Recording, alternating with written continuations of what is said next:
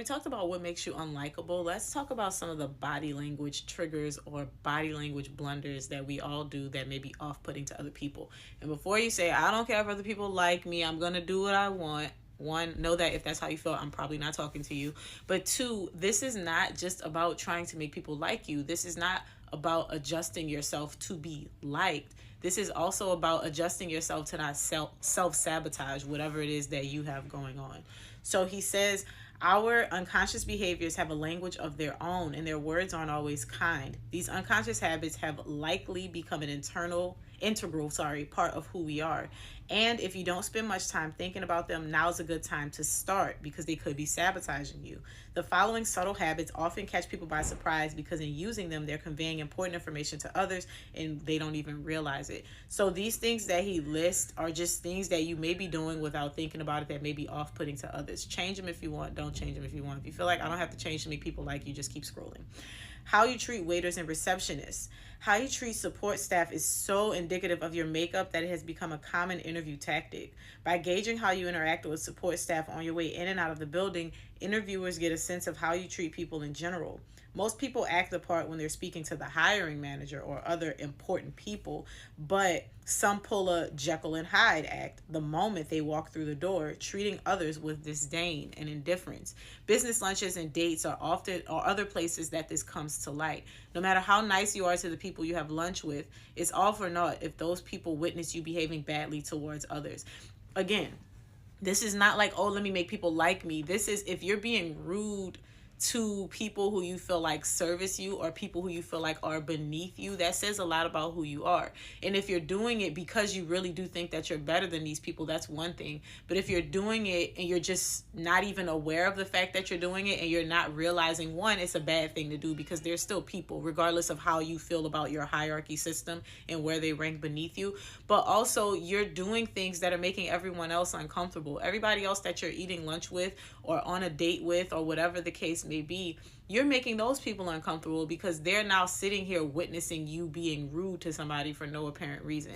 And so that's one of the first things that he lists. How often you check your phone. There's nothing more frustrating than someone pulling out their phone mid-conversation. Doing so conveys a lack of respect, attention, listening skills, and willpower. Unless it's an emergency, it's wise to keep your phone holstered. A study from Elon University confirmed that pulling your phone out during conversation lowers the quality and quantity of face-to-face interactions. And I think that this one doesn't necessarily need a lot of explanation because I think we know this. We've reached a point in society where we're so glued to our phones that it almost feels like another part of our body. So sometimes you pull out your phone for no reason at all, just to touch it, just to unlock it. You pull out your phone with no motive to check anything. We're just so accustomed to being on our phones. So that one, I think that people are not doing it on purpose to be ill-mannered, but it would help if you start to pay attention to it because it really is something. Think about you're telling somebody something or you're having a conversation and y'all have eye contact and the conversation is going, and all of a sudden as you get to a certain point in the story they pull out their phone and they start fidgeting with their phone. Like, think about how that makes you feel. Now, of course, if you feel that way, don't you think that other people probably feel the same way? So again, this isn't about making people like you. This is about being a respectful person. This is about being a person who's not doing things that make other people uncomfortable. And this is about being a person that does not, again, self-sabotage, because in you checking your phone or in you being rude to other people, you are now giving other people indications about who you are as a person, about how you engage, about how you interact, about your quality of character. And those things might not be true. Maybe you're fidgeting with your phone because it's a nervous tick. Maybe you're rude to the support staff because you know them personally and you don't like them, right? But again, being aware of these things helps us to progress and to move forward. Because as much as we like to say, I don't care if people like me, other people's perception does matter. And in some cases, it can have the ability to impact change in our lives in ways that we don't anticipate. So how long do you take to ask questions? Have you ever had a conversation with someone during the day during which they talked about themselves the entire time? The amount of time someone allows to pass before they have an interest in you is a strong personality indicator. People who talk only about themselves tend to be loud, self-absorbed takers. People who only ask questions and share little about themselves are usually quiet, humble givers. Those who strike a balance of give and take are reciprocators and good conversationalists. And I think that's true. I remember one of my coworkers mentioned this. She said, she said, you know, and she was talking about somebody who worked there. She said, you know, I stopped talking to her because I noticed that she always asks questions about me, and she'll always ask questions about people in conversation, but she doesn't reveal anything about herself, and it almost makes me feel like she's fishing for information. And she also revealed that she does not think that the lady was doing it with malicious intent, but it just makes her feel uncomfortable that she's constantly engaging with somebody that has all this information about her, but she doesn't know anything about her. So she was like, I just stopped talking to her. Like, I don't deal with her because I feel like she's always prying and asking questions. And even if she's not doing it to be messy, even if she's not doing it to report all of my business to the next person, it just makes me feel weird, because in her asking these questions and me being genuine and answering these questions, I don't know anything about her. And if I ask her the same questions, or if I start to turn the conversation towards her, she's very vague and she pulls away. And that's reasonable, right? So in conversation, again, not about trying to be liked, but just pay attention to how much you give and how much you take in conversation. How much interest are you showing in the other person? Are you giving them the ability to speak? Are you showing interest in them? And if you're genuinely not interested in the conversation, fine, exit the conversation.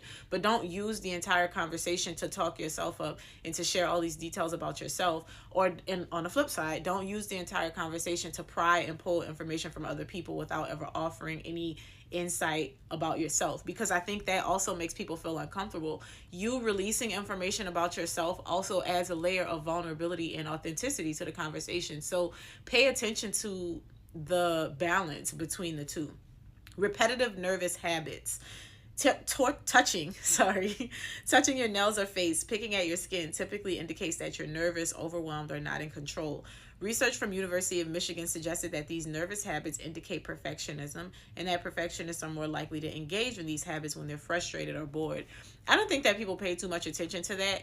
And I think, at least for me, when I notice people doing that, I just think that they have anxiety, or I think that they're nervous, but you never know what those things communicate to other people. So again, not telling you to change, but just be aware of these things that you're doing. Watching the clock while talking to someone is a clear sign of disrespect, impatience, and inflated ego. It sends the message that you have better things to do than talk to the person you're with, and that you're anxious to leave them. I don't think you need to say anything about that. Scowling or having a generally unhappy expression sends the message that you're upset by those around you, even if they have nothing to do with your mood. Scowls turn people away as they feel judged. Smiling, however, suggests that you're open, trustworthy, confident, and unfriendly. And I know a lot of people might say that this is their resting bee face, but I think there's a difference between having a general resting face when you're not engaged in conversation and showing that you're interested in a conversation, because your resting bee face has no place in an active conversation. If you're on the subway, if you're in a public space and you just don't want to be bothered, that's one thing. But if you're engaging in a conversation or interactions with other people, fix your face. What are you doing? So MRI studies have shown that the human brain responds favorably to a person who's smiling and leaves a lasting positive impression. Turning away from others or not leaning into your conversation shows that you're unengaged, uninterested, uncomfortable, and perhaps even distrustful of the person speaking. Try leaning in towards the person speaking and tilting your head slightly as you listen to them. This shows the person speaking that they have your complete attention and focus.